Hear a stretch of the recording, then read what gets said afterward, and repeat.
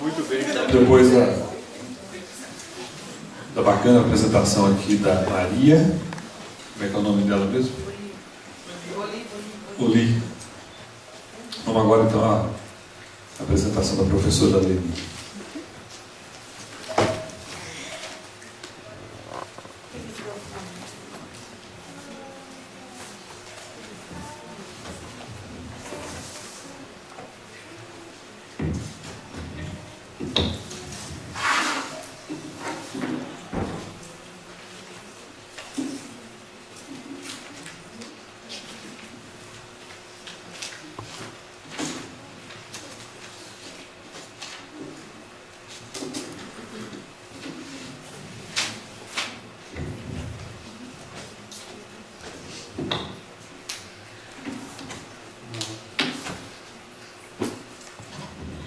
Bom, gente, bom dia. Um prazer muito grande estar aqui, um prazer voltar em São João del Rei, e um prazer de participar de uma atividade que está sendo organizada pelos professores Luiz Gonzaga, professora Rosângela, né? A gente já tem uma história, embora curta, mas intensa, né? De atividades conjuntas em vários espaços, em vários âmbitos, né? E a última vez que eu estive aqui foi justamente para participar de uma banca de concurso, né? Em que o professor Luiz Gonzaga foi contratado, foi aprovado no concurso com um desempenho extremamente bom, né? Então eu estou muito feliz de estar aqui, vendo que a gente estava falando que já faz um ano que ele está aqui, né? E que o trabalho está sendo desenvolvido numa parceria bastante promissora, né, entre a Rosângela e o Luiz Gonzaga, isso de um lado, né?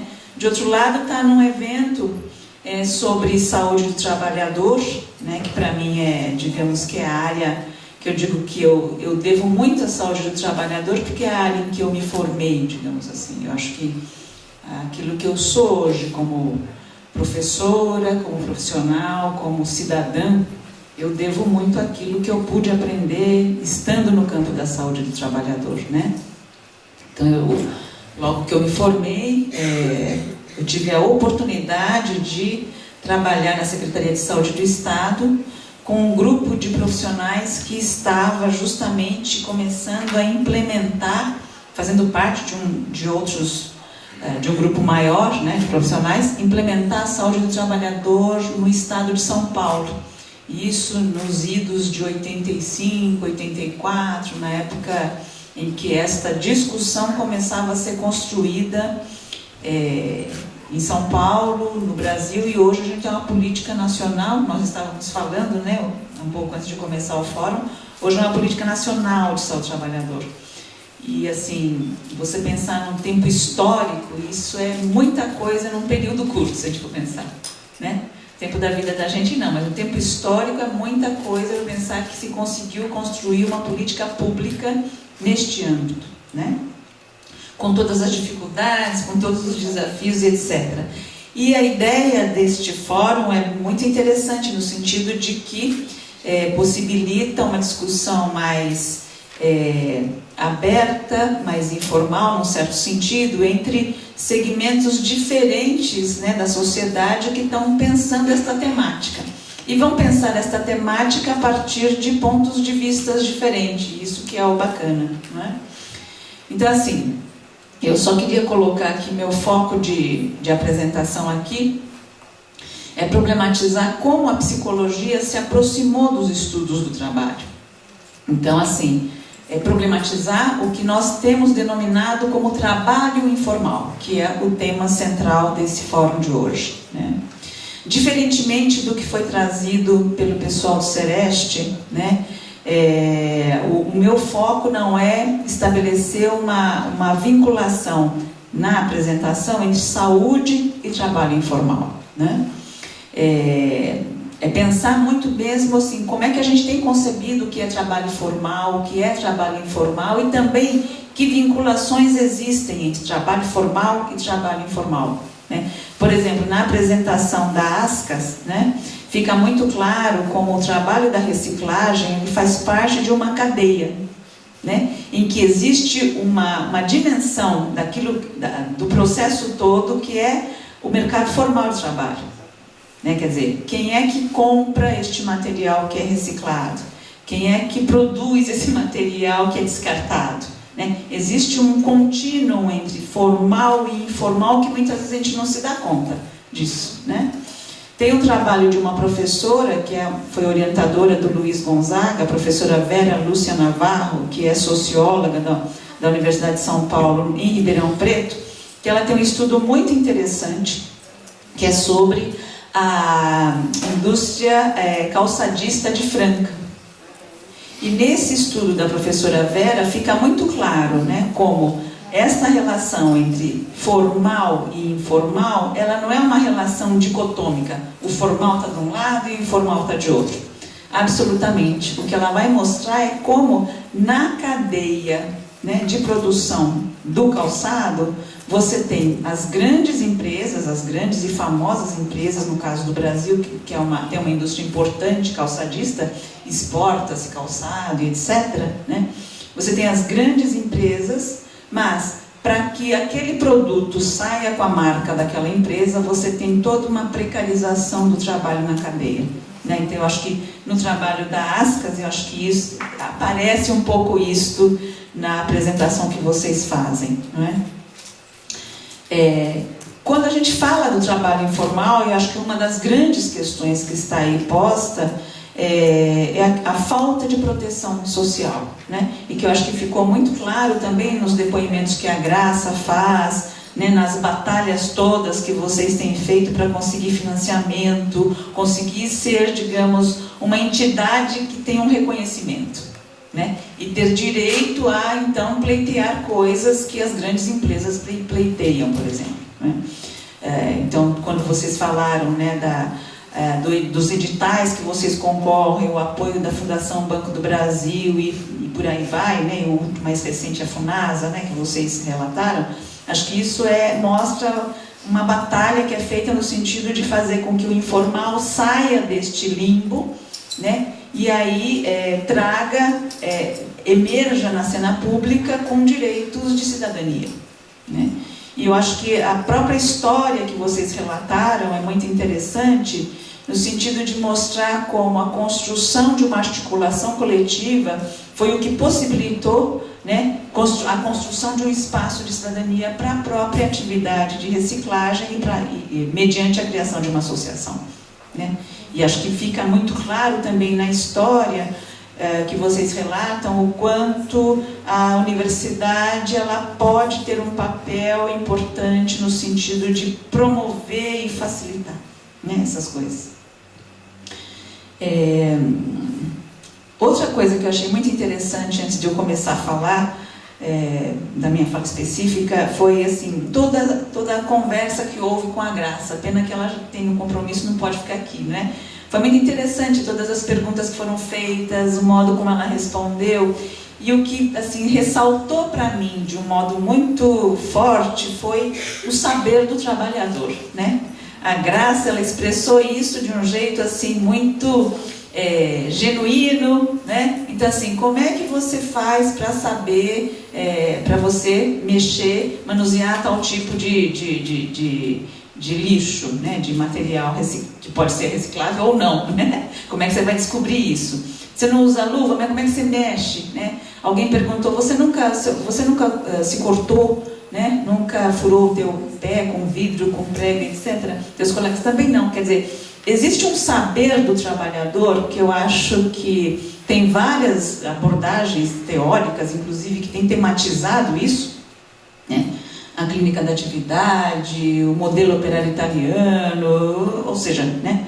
O Paulo Freire, nosso grande mestre, já falava disso, né? Quer dizer, a gente aprende a partir da reflexão sobre aquilo que a gente conhece, nesse saber que a gente constrói no dia a dia, né? Então, diferentemente do que muitas vezes a gente supõe, quer dizer, o conhecimento que está na academia e que lá se desenvolve, ele não tem absolutamente a prerrogativa de poder definir como é que é o melhor jeito das pessoas trabalharem, né?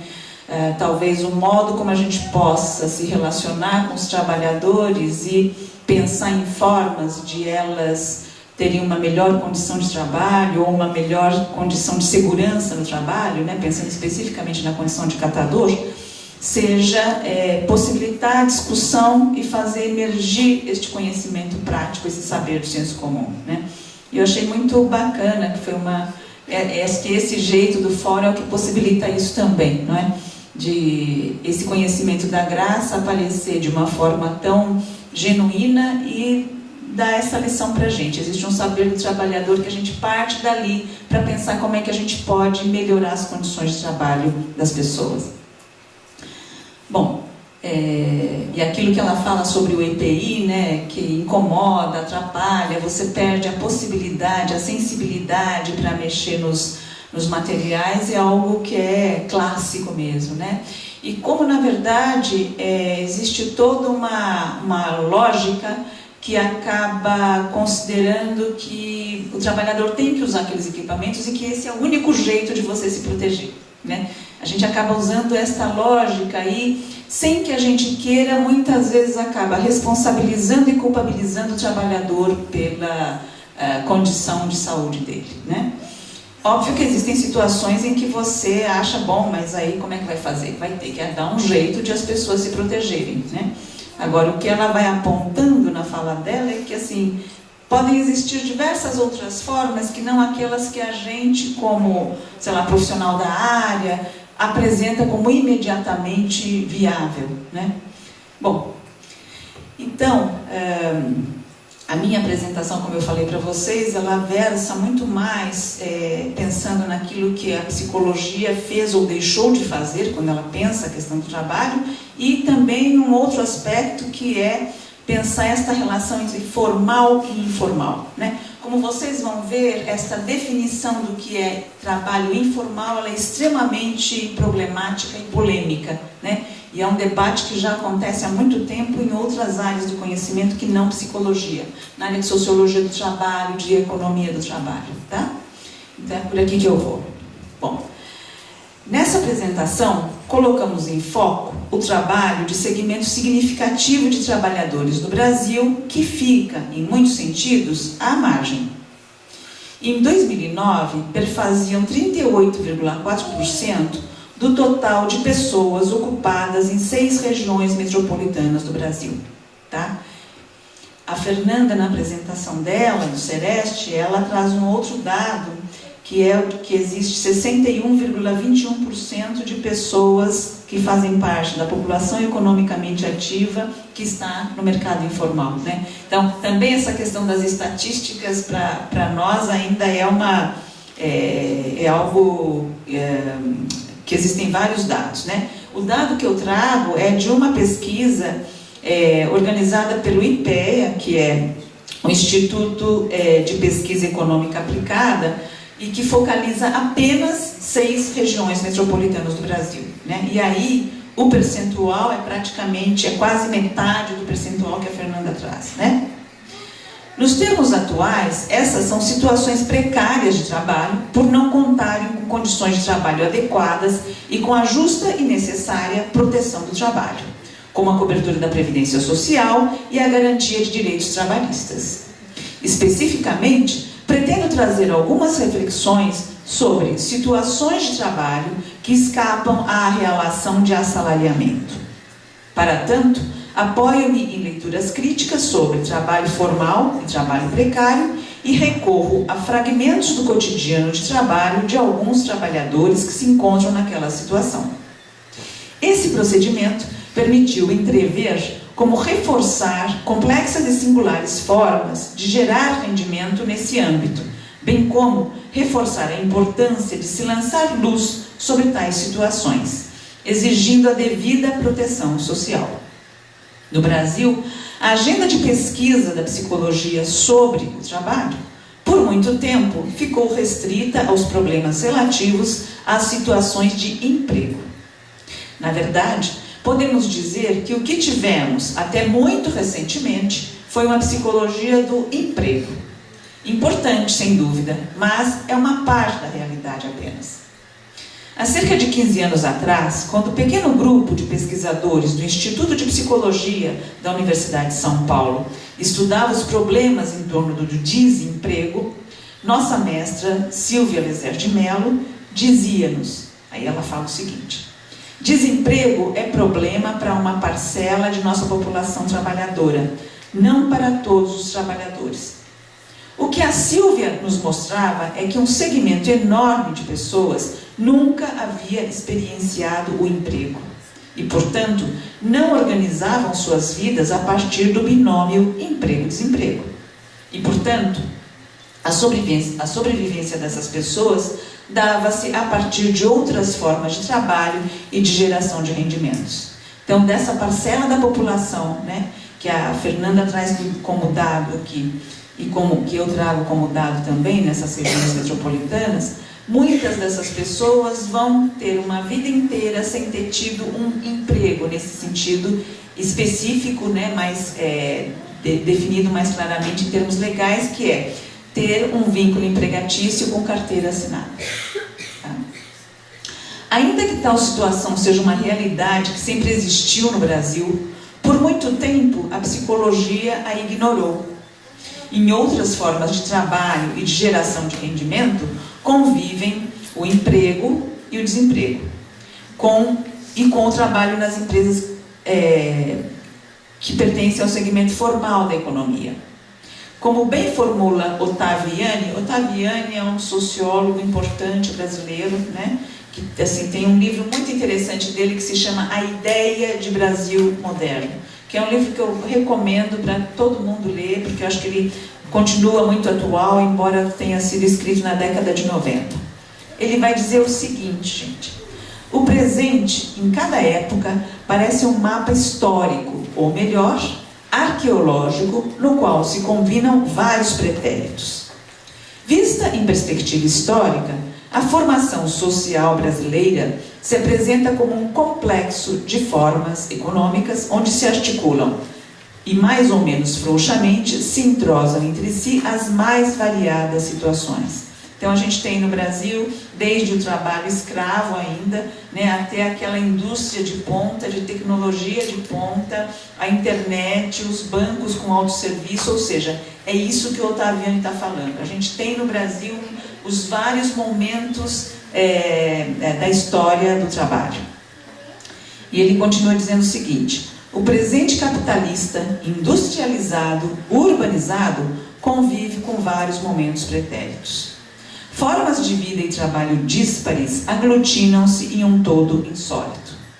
A circulação simples, a circulação mercantil e a capitalista articulam-se em um todo no qual comanda a reprodução ampliada do capital em escala internacional. Finalmente, assim afirma Ottaviani, o Brasil moderno parece um caleidoscópio de muitas épocas, formas de vida e trabalho, modos de ser e pensar. Se aceitarmos a leitura de Ottaviani, estudar o trabalho na realidade brasileira requer que a gente dê visibilidade a esse caleidoscópio. Vai ter que estudar essa diversidade toda de situações de trabalho. Muitas outras formas de trabalho, de geração de rendimento, ficam à margem. Termo bastante polêmico que pode conduzir a leituras moralistas e legalistas, o que, já adianto aqui, não é o caso. Muito pelo contrário, como bem afirma a professora Vera da Silva Teles, ela diz o seguinte: margens não se trata de um fora do Estado e da lei, lugar de anomia, desordem, estado de natureza. São espaços produzidos pelos modos como as forças da ordem operam nesses lugares, práticas que produzem as figuras do homo sacer, em situações entrelaçadas nas circunstâncias de vida e trabalho dos que habitam esses lugares. No entanto, são também lugares em que a presença do Estado circunscreve um estado de práticas e de contracondutas, no qual os sujeitos fazem e elaboram a experiência da lei, da autoridade, da ordem e seu inverso, em interação com outros modos de regulação, micro-regulações, Então, o que a Vera está querendo apontar é que, na verdade, você pensar o trabalho à margem ou o trabalho informal é pensar que assim, o Estado está presente pela ausência dele, né? É isso que ela está apontando aqui muito fortemente. A autora também pontua que margem não correspondem a definições territoriais, periferia ou territórios da pobreza, pois elas se deslocam, se fazem e se refazem conforme mudam os alvos, as conveniências, o foco das atenções dos representantes da ordem em condições concretas de tempo e espaço. Nessa perspectiva, conceber a margem não significa apoiar-se no raciocínio binário entre lei e transgressão da lei, mas antes ter em mente que é a própria lei que está em questão, né? Lei como um instrumento que define posições e, ao mesmo tempo, é definida por clivagens construídas na sociedade. Então, aquilo que a gente coloca como sendo um trabalho à margem, um trabalho periférico, um trabalho informal, ele está no meio daquilo que é central na cidade, do formal da cidade também. Quando se discute o que está à margem, situações de trabalho ilícito, condenado pela lei ou pela moral, também são incluídas. Entretanto, essas situações não são objeto dessa minha apresentação. Como também argumenta a professora Vera da Silva Teles, aproximar-se da margem é deslocar-se para o horizonte no qual as micro-regulações acontecem, o que implica em dirigirmos nosso olhar para as práticas cotidianas delimitadas pelas condições existentes. Nesse sentido, isso significa assim, olhar o trabalho dos catadores de material reciclável a partir daquilo que é possível fazer, né? Daquilo que se dá no cotidiano dessas pessoas, compreendendo que este trabalho ele se dá desta forma em função daquilo que a lei possibilita, né?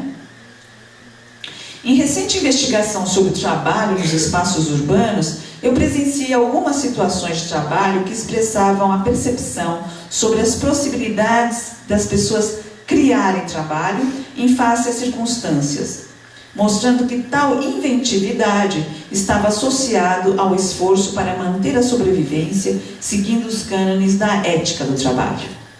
Eles provinham de pessoas pertencentes a segmentos pobres da população e mostravam combinações de diversos tipos de vínculos empregatícios. Uma primeira cena traz um senhor de aproximadamente 70 anos que ganha a vida conseguindo dinheiro trocado para os feirantes. Eu fiz um estudo sobre a organização e o trabalho na Feira Livre em São Paulo, né? Então, assim, o trabalho dessa pessoa era conseguir dinheiro trocado para o feirante. A cada 10 reais que ele conseguisse, ou em moedas ou notas de R$1, ele ganhava R$1. Né? A segunda cena traz uma família liderada por uma mulher de cerca de 40 anos, empregada em uma pequena empresa metalúrgica, na qual trabalhava como cozinheira, mas que naquele momento ela estava afastada do trabalho por ser portadora de doença do trabalho. Ela tinha lesão por esforço repetitivo. E que complementa o benefício acidentário que recebe, recolhendo e comercializando material reciclável, né? Caixa de papelão em sua maioria. Esse material era desprezado pelos feirantes no final da feira para vendê-los. A terceira cena mostra um senhor de cerca de 40 anos que era guardador de carro na Feira Livre, mas que também era empregado com registro em carteira numa pequena empresa de confecções. Ao perceber que eu estava surpresa com o fato de ele ter emprego, porque eu o conheço há muito tempo e achava que ele apenas fazia aquela atividade de guardador de carro, né? Quando ele viu que eu estava surpresa por ele me dizer que tinha emprego, ele me perguntou: mas quem não faz bico? É ou não é? Né? E outros elementos sobre esses casos eu vou falar um pouquinho mais adiante, né? Situações como essa são muito comuns e ilustram os arranjos construídos pelas pessoas para sobreviverem, seguindo a ética do trabalho em situações de precariedade. É aquilo que a gente chama de se virar, não é?